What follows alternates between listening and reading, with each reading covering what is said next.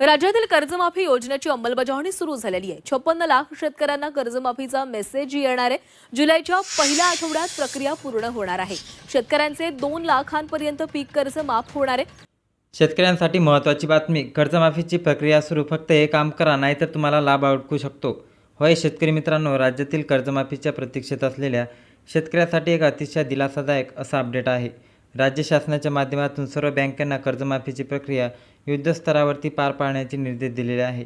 याच्यासाठी नवीन SPO म्हणजेच की नवीन मार्गदर्शक सूचना बँकेना देऊन शेतकऱ्यांच्या कर्जमाफीची प्रक्रिया सुरू आलेली आहे. मित्रांनो, 1 जुलै 2026 पूर्वीच राज्यातील शेतकऱ्यांसाठी कर्जमाफी केली जाईल अशा प्रकारचे शासनाच्या मुख्यमंत्री आणि कृषी मंत्र्यांच्या माध्यमातून शेतकऱ्यांना आश्वासन देण्यात आलेले आहे. याच पार्श्वभूमीवर अवघ्या 2-3 दिवसाच्या वेळ शिल्लक असताना ही कर्जमाफीची प्रक्रिया केली जाणार आहे. आता ही कशी पार पडली जाणार याकडे सर्वांचे लक्ष लागलेले आहे.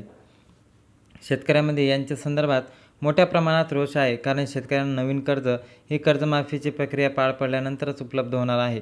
विरोधकांच्या माध्यमातून यांच्या संदर्भात मोठ्या प्रमाणात आंदोलन केली जात आहे. कर्जमाफीची प्रक्रिया बदलण्याच्या संदर्भात मागणी केली जात आहे. या सर्वांच्या अनुषंगाने सहकार विभागाच्या माध्यमातून राज्यातील व्यापारी बँका, खाजगी बँका, राष्ट्रीयकृत बँका आणि सहकारी बँका या सर्वांना काही महत्त्वाच्या आणि मार्गदर्शक सूचना निर्गमित करण्यात आलेल्या आहेत.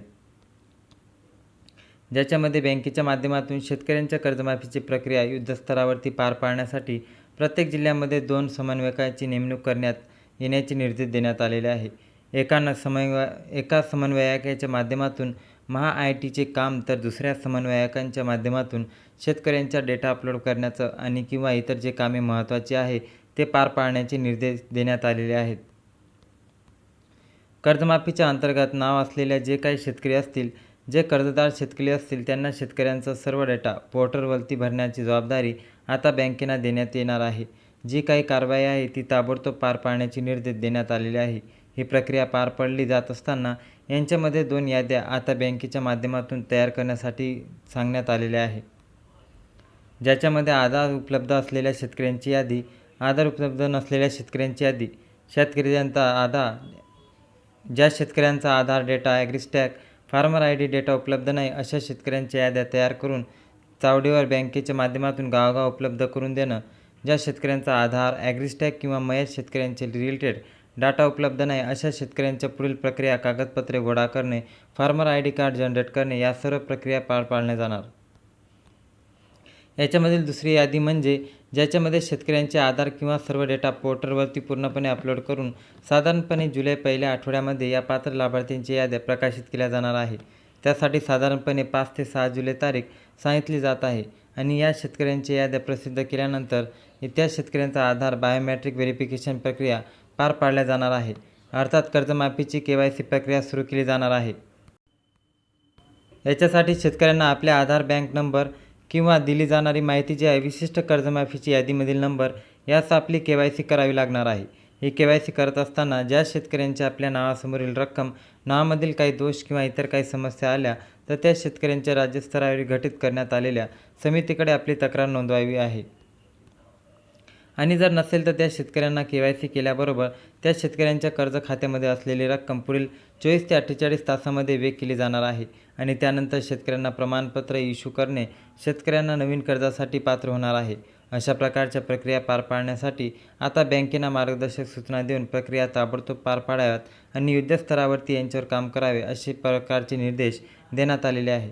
ज्या शेतकऱ्यांचा आधार, ॲग्रीस्टॅग किंवा इतर डेटा उपलब्ध आहे अशा शेतकऱ्यांना प्रक्रिया पहिल्या टप्प्यामध्ये पार पाडल्या जातील. आणि साईड बाय साईड ज्या शेतकऱ्यांचा आधार, ॲग्रीस्टॅग, फार्मर ID नाही अशा शेतकऱ्यांची माहिती प्रसिद्ध करून त्यांची माहिती गोळा करण्याचं आणि अपलोड करण्याचं काम देखील केलं जाणार आहे. ताबडतोब ती माहिती अपलोड झाल्यानंतर त्या शेतकऱ्यांना देखील SMS द्वारे कळवण्याची प्रक्रिया सुरू केली जाणार आहे. पात्र शेतकऱ्यांच्या याद्या आल्यानंतर त्या याद्या माध्यमातून गावाच्या ठिकाणी, चावडीच्या ठिकाणी, ग्रामपंचायतीच्या ठिकाणी प्रकाशित केल्या जातील. याद्या प्रकाशित करत असताना ज्या शेतकऱ्यांचे मोबाईल नंबर बँकेकडे उपलब्ध आहेत त्या मोबाईलवरती SMS पाठवून त्या शेतकऱ्यांना KYCसाठी बोलवण्यात येणार आहे. अशा प्रकारचे SPO बँकांना निर्गमित करण्यात आल्या असून कर्जमाफीची प्रक्रिया सुरू झाली आहे. आपण जर या अद्याप ॲग्रीस्टॅग, फार्मर ID कार्ड वगैरे बनवला नसेल तर बनवून घ्या आणि बँकेच्या सूचनांचे पालन करा, जेणेकरून आपल्याला नवीन कर्ज उपलब्ध होण्यासाठी मदत होईल.